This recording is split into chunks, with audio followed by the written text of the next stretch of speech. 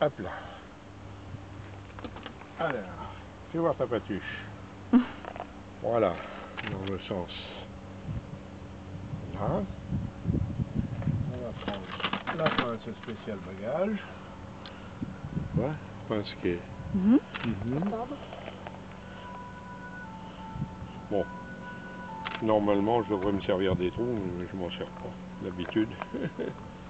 Voilà. Là, elle a sa bague. On va fermer davantage quand même.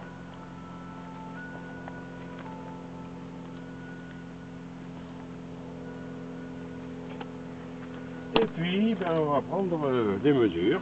Alors la bague a un numéro, hein, la Muséum Paris, et là, GY 120 09. Je lui prends mesure l'aile pliée, l'aile au repos. Je réduis la courbure un petit peu. Alors ça fait 124. Les rectrices, 98. Alors 124, 98. Bon, on va tout c'est de trouver la page. Ça c'est là.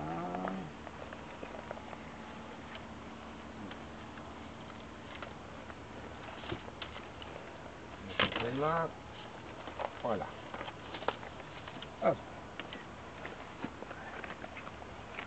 Alors j'ai dit 124 et 98. J'ai dit que c'était une femelle première année. On est aujourd'hui le 29 7 11. Il est 10h20. 10h20. Bon, sur du sméru là c'est toujours le même. Tout. Bon. Je mesure pas le bec et le tarse. Normalement je dois le faire, mais je sais que chez les jeunes, Merle c'est 24 le bec et 34 le tarse. Alors après chez un adulte c'est 25-35. Oui, il y a 1 millimètre de différence, donc bon. Alors je note là, 24, 34. Et puis on va peser la bébête. Avec. Voilà. Ah oui, avec un peson. Oui, un peson. Alors. Oui, ma grande. Alors oui, j'ai dit que c'était une femelle, parce que là, les plumes sont marron. Si c'était un jeune mâle, les plumes seraient noires, mais noir G. Hein. D'accord. Donc c'est la différence.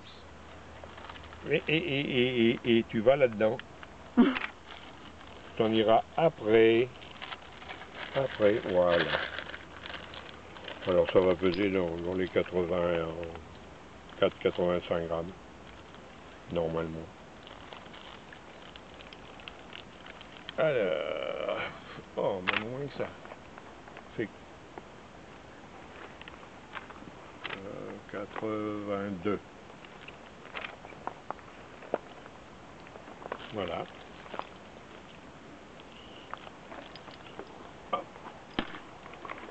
Alors, je note ça tout de suite.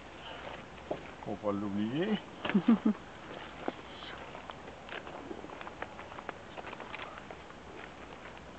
Et puis je note l'adiposité, c'est-à-dire la quantité de graisse.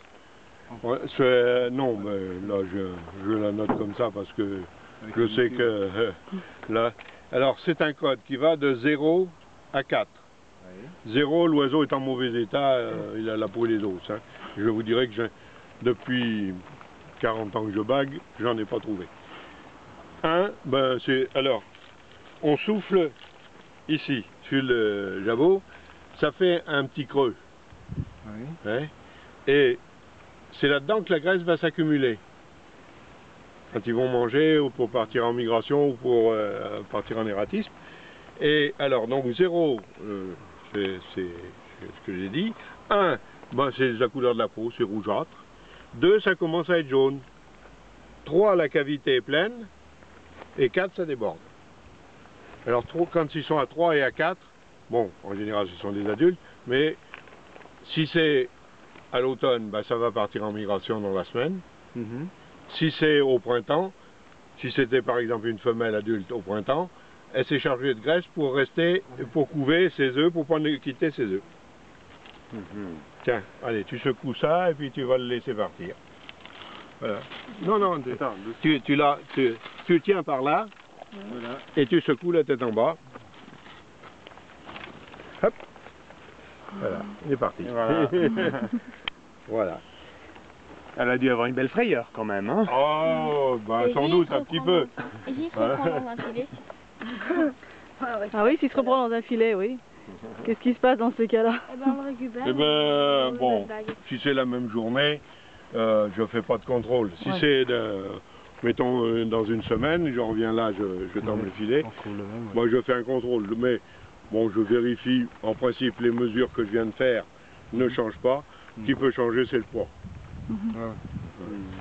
Donc bah, je note juste le poids, le numéro de la bague. Et puis Oui. Par contre, effectivement, oui, ça permet, si ça se produit à de petits intervalles, ça veut dire qu'effectivement c'est une enfin que oui, voilà, que c'est un oiseau qui est quand même oui, ben relativement résident. on voit pendant bon, la saison.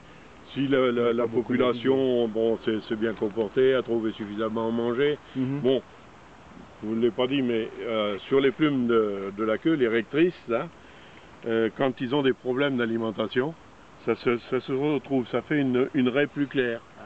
On appelle ça une barre de croissance. Mhm. Et bon, on note éventuellement barre de croissance. Alors si ça avait été une femelle adulte, j'aurais soufflé sur les plumes du ventre pour voir si elle avait ce que j'appelle une plaque incubatrice. C'est-à-dire tout l'abdomen a perdu duvet et plumes. Il n'y a plus que la peau. Pourquoi? Ben pour que la peau soit en contact avec les œufs. Et que les œufs soient toujours à la même température pendant les 21 jours de couvaison. D'accord. Donc à ce moment-là, alors certaines espèces comme le rouge-gorge, ben, c'est à cette période-là qu'on peut déterminer si c'est le mâle ou si c'est la femelle. Sinon, le plumage est absolument identique et même, je dirais même, le rouge-gorge au printemps, il va venir et il va choisir son territoire par exemple. Alors le choix du territoire, il marque son territoire par des chants. Il va se mettre sur ce coin de haie, il va chanter. Il va aller sur là, il va chanter. Et ainsi de suite. Et puis s'il y a un autre rouge-gorge qui vient sur son territoire, eh bien, il l'attaque par des chants. Hein, c'est un affrontement chanté. Et si c'est une femelle, eh bien la femelle, par des parades de soumission, montre qu'elle est une femelle. Alors, ou il l'accepte, Oui. Ou il la chasse. ou alors il dit non, mais puis il s'en va. Alors que si c'est deux mâles, eh ben, il se produit à force de chanter, ça peut durer 24 heures. Hein. À force de chanter, ben, il y a une extinction, il y en a un qui a une extinction de voix, ben, il s'en va. Même si c'est celui qui a déterminé le territoire. Il faut être bon chanteur. Le maître chanteur. Le maître chanteur.